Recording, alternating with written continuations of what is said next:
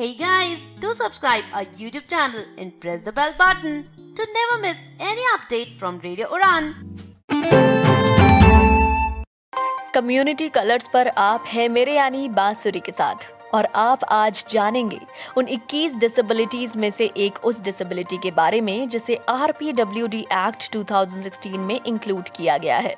आज हम बात करने वाले हैं मानसिक रोग की, यानी कि मेंटल इलनेस के बारे में। मानसिक रोग या मेंटल इलनेस कहें, कई मानसिक स्वास्थ्य स्थितियों को संदर्भित करता है। ऐसे विकार जो आपकी मनोदशा, सोच और व्यवहार को प्रभावित करते हैं। मानसिक रोग के उदाहरण हैं डिप्रेशन, चिंता, स्किज़ोफ्रेनिया और खाने के विकार। कई लोगों को समय समय पर मानसिक स्वास्थ्य संबंधी समस्याएं होती रहती हैं, लेकिन ये मानसिक बीमारी बन जाती है जब इसके लक्षण अक्सर तनाव पैदा करते हैं और कार्य करने की अपनी क्षमता को प्रभावित करते हैं। एक मानसिक बीमारी आपको बहुत दुखी कर सकती है और अपने दैनिक जीवन में समस्याएं पैदा कर सकती है, जैसे कि स्कूल या काम या रिश्तों में समस्याएं। ज्यादातर मामलों में लक्षण दवाओं और टॉक थेरेपी, मनोचिकित्सा यानी कि साइकोलॉजिस्ट के संयोजन के साथ प्रबंधित किए जा सकते हैं।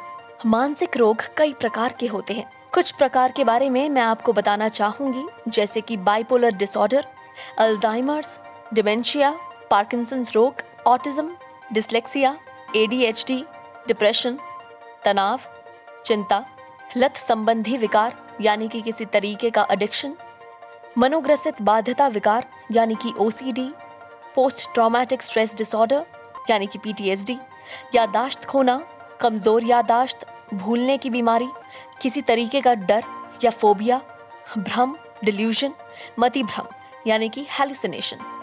मानसिक रोग के लक्षण क्या क्या हो सकते हैं? मानसिक रोग के लक्षण उसके प्रकार, परिस्थितियों और अन्य कारकों के आधार पर भिन्न हो सकते हैं।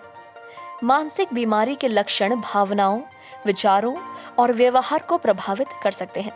कुछ सिम्टम्स के बारे में आज हम डिस्कस करेंगे, जैसे कि उदास महसूस करना, डिप्रेस रहना, व्याकुल होना यानी कि एंजाइटी इश्यूज या ध्यान केंद्रित करने की क्षमता में कमी, अत्यधिक भय या चिंताएं या अपराध की भावनाएं महसूस करना, मनोदशा में अत्यधिक परिवर्तन का होना, दोस्तों और अन्य गतिविधियों से अलग हो जाना, थकान, कम ऊर्जा या सोने में समस्याएं, वास्तविकता से अलग हटना, भ्रम, पागलपन या मति भ्रम, दैनिक समस्याओं या तनाव से निपटने में असमर्थता, समस्याओं व लोगों के बारे में समझने में समस्या, शराब या नशीली दवाओं का सेवन, खाने की आदतों में बड़े बदलाव यानी कि एपेटाइट में चेंजेस, कामेच्छा संबंधी बदलाव, अत्यधिक क्रोध या हिंसक व्यवहार, आत्मघाती सोच।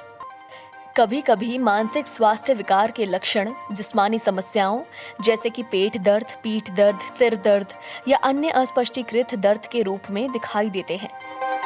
मेंटल इलनेस के कॉजेस क्या क्या हो सकते हैं? मानसिक रोगों के सामान्य रूप से विभिन्न आनुवांशिक और पर्यावरणीय कारकों के कारण होने का अनुमान लगाया जाता है। ये कारक ऐसे हैं। पहला, आनुवांशिकता। मानसिक रोग उन लोगों में अधिक आम है जिनके रिश्तेदारों को भी मानसिक बीमारी होती है। कुछ आनुवांशिक कारक आपके मानसिक रोग के विकास के जोखिम को बढ़ा सकते हैं और आपकी जिंदगी की स्थिति इसे प्रारंभ कर सकती है। दूसरा है जन्म से पहले कुछ पर्यावरण कारकों का संपर्क। गर्भ में पर्यावरणीय तनाव, उत्तेजनात्मक स्थितियां, विषाक्त पदार्थ, शराब या ड्रग्स के संपर्क में आने से कभी कभी मानसिक रोग हो सकता है। तीसरा कारक है मस्तिष्क का कार्य। न्यूरोट्रांसमीटर स्वाभाविक रूप से मस्तिष्क के रसायनों को आपके मस्तिष्क और शरीर के अन्य हिस्सों में ले जाते हैं। जब इन रसायनों से जुड़े तांत्रिक तंत्र ठीक से काम नहीं करते तो तांत्रिका रिसेप्टर्स और तांत्रिका तंत्र में परिवर्तन आते हैं, जिससे डिप्रेशन, अवसाद होता है। मानसिक रोग होने के जोखिम कारक क्या होते हैं? कुछ कारक मानसिक स्वास्थ्य समस्याओं के विकास के आपके जोखिम को बढ़ा सकते हैं, जिनमें शामिल है माता पिता या भाई बहन या किसी अन्य खून के रिश्ते वाले व्यक्ति को मानसिक रोग होना, किसी तनावपूर्ण जीवन स्थिति जैसे वित्तीय समस्याएं, किसी की मृत्यु या तलाक का अनुभव करना, कोई पुरानी चिकित्सा समस्याएं जैसे कि शुगर की बीमारी, गंभीर चोट, दर्दनाक अनुभव जैसे युद्ध या हमला, शराब या ड्रग्स का प्रयोग, बचपन में दुर्व्यवहार अनुभव करना, केवल कुछ ही दोस्त होना, कोई पहले की मानसिक बीमारी। मानसिक रोग बहुत आम है। 5 लोगों में से एक व्यक्ति को कभी न कभी कोई मानसिक बीमारी जरूर होती है। मानसिक रोग किसी भी उम्र में शुरू हो सकता है, लेकिन अधिकांश ये जीवन के शुरू के वर्षों में शुरू होता है। मानसिक रोग के प्रभाव अस्थायी या स्थायी हो सकते हैं। आपको एक समय में एक से अधिक मानसिक रोग भी हो सकता है। उदाहरण के लिए, आपको डिप्रेशन और एडिक्शन दोनों एक समय पर हो सकते हैं। यदि हमारे आसपास कोई भी है ऐसा जो मानसिक रोग से जूझ रहा है, तो हमें उसकी पहचान कैसे हो सकती है? मानसिक रोग का निदान कैसे होता है? मानसिक रोग के निदान और संबंधित जटिलताओं की जांच करने के लिए कुछ चीजें हैं जो आज आप जानेंगे, जैसे कि शारीरिक परीक्षण। शारीरिक परीक्षण में आपके डॉक्टर उन शारीरिक समस्याओं को दूर करने की कोशिश करेंगे जो आपके लक्षणों का कारण बन सकते हैं। लैब टेस्ट होता है। लैब परीक्षण में आपके थायराइड की जांच या शराब और ड्रग्स की जांच की जा सकती है। मनोवैज्ञानिक मूल्यांकन। मनोवैज्ञानिक मूल्यांकन में आपके डॉक्टर आपके लक्षणों, विचारों, भावनाओं और व्यवहार के बारे में आपसे पूछते हैं। आपको एक प्रश्नावली यानी कि क्वेश्चनेयर भी भरने के लिए कहा जा सकता है। अब हम जान लेते हैं इसके प्रिवेंशन टेक्निक्स के बारे में। चेतावनी के संकेतों पर ध्यान दें। अपने चिकित्सक से इस बारे में बात करें कि कौन सी स्थितियां आपके लक्षणों को शुरू कर सकती हैं। एक योजना बनाएं ताकि आपको ये पता चले कि लक्षणों को अनुभव करने पर आपको क्या करना है। अगर आपको कोई बदलाव महसूस होता है तो अपने चिकित्सक से संपर्क जरूर करें। चेतावनी के संकेत देखने के लिए परिवार के सदस्यों या दोस्तों को भी सूचित जरूर करें। नियमित चिकित्सा प्राप्त करें। स्वास्थ्य चिकित्सक के पास जाना ना छोड़ें, खासकर यदि आप ठीक महसूस नहीं कर रहे हैं। आपको एक नई स्वास्थ्य समस्या हो सकती है जिसे इलाज की आवश्यकता है, या आप दवा के दुष्प्रभावों का अनुभव कर सकते हैं। सहायता प्राप्त करें, यानी कि हेल्प अपने इर्द गिर्द से जरूर ले अगर आप महसूस कर रहे हैं कि आपको हेल्प चाहिए। मानसिक स्वास्थ्य की स्थिति का इलाज करना कठिन हो सकता है यदि आप लक्षणों के खराब होने तक प्रतीक्षा करते हैं। दीर्घकालिक उपचार से लक्षणों को रोकने में मदद मिल सकती है। अपना ध्यान रखें। पर्याप्त नींद, पौष्टिक आहार और नियमित व्यायाम महत्वपूर्ण है। एक नियम बनाए रखने की कोशिश करें। अपने चिकित्सक से बात करें अगर आपको परेशानी हो रही है, या यदि आपको आहार और व्यायाम संबंधी कोई प्रश्न है तो उनको संपर्क जरूर करें। अब हम थोड़ा बहुत जान लेते हैं मेंटल इलनेस के ट्रीटमेंट के बारे में। कुछ मेंटल इलनेस से जूझने के लिए आपको अस्पताल में भर्ती होने की जरूरत पड़ सकती है।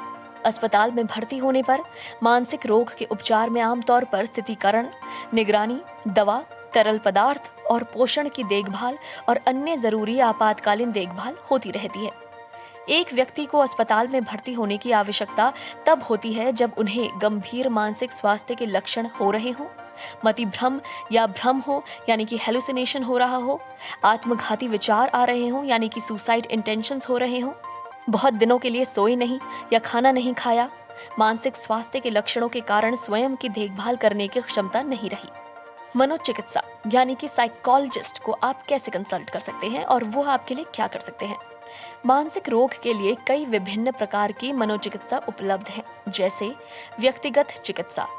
व्यक्तिगत चिकित्सा एक ऐसी मनोचिकित्सा है जहां एक व्यक्ति अपने चिकित्सक के साथ कई तरह की विभिन्न रणनीतियों और तरीकों का इस्तेमाल करते हुए भावनाओं, दुखों और अन्य मानसिक स्वास्थ्य समस्याओं का पता लगाते हैं। Group therapy. ग्रुप थेरेपी में आमतौर पर एक चिकित्सक नेतृत्व करते हैं और इसमें कई लोग शामिल होते हैं। पारिवारिक चिकित्सा। पारिवारिक मनोचिकित्सा में परिवार के सदस्य मुद्दों को हल करने के लिए एक चिकित्सक से मिलते हैं। संज्ञानात्मक व्यवहार थेरेपी यानी कि cognitive behavioural therapy. Cognitive behavioural therapy या फिर सीबीटी सबसे आम मनोचिकित्सा है। इसका इस्तेमाल व्यक्तिगत, ग्रुप या परिवार के स्तर पर किया जा सकता है। इस चिकित्सा में चिकित्सक मरीज के असामान्य विचारों और व्यवहारों को सकारात्मक विचारों से बदलने की कोशिश करते हैं। Dialectical behavioural therapy. इस मनोचिकित्सा में अस्वास्थ्यकर विचारों, भावनाओं और व्यवहारों को स्वीकार और मान्य करने पर जोर दिया जाता है और स्वीकार्यता व परिवर्तन के बीच संतुलन बनाने की कोशिश की जाती है। पारस्परिक उपचार में लोगों के संबंधों में समस्याओं का समाधान होता है। और संबंधों की गुणवत्ता में सुधार के लिए नए पारस्परिक और संचार कौशल सिखाया जाता है। मानसिक रोगों के लक्षणों के इलाज के लिए दवाओं का उपयोग किया जा सकता है। दवाओं का प्रयोग अक्सर मनोचिकित्सा के साथ संयोजन में किया जाता है। मानसिक रोग के लिए इस्तेमाल होने वाली दवाएं ऐसी हैं: एंटी डिप्रेसेंट्स, चिंता विरोधी दवाएं, मूड स्टेबिलाइजर्स, मनोविकार नाशक दवाएं। वैकल्पिक उपचार क्या क्या हो सकते हैं? योग करें, ध्यान करें यानी कि मेडिटेशन करें, पौष्टिक आहार लें और व्यायाम और एक्सरसाइज जरूर करें। तो आज हमने बहुत कुछ जाना मेंटल इलनेस के बारे में। अगले हफ्ते मुलाकात होगी, तब तक सुनते रहें रेडियो उड़ान, अ फ्लाइट ऑफ लाइफ।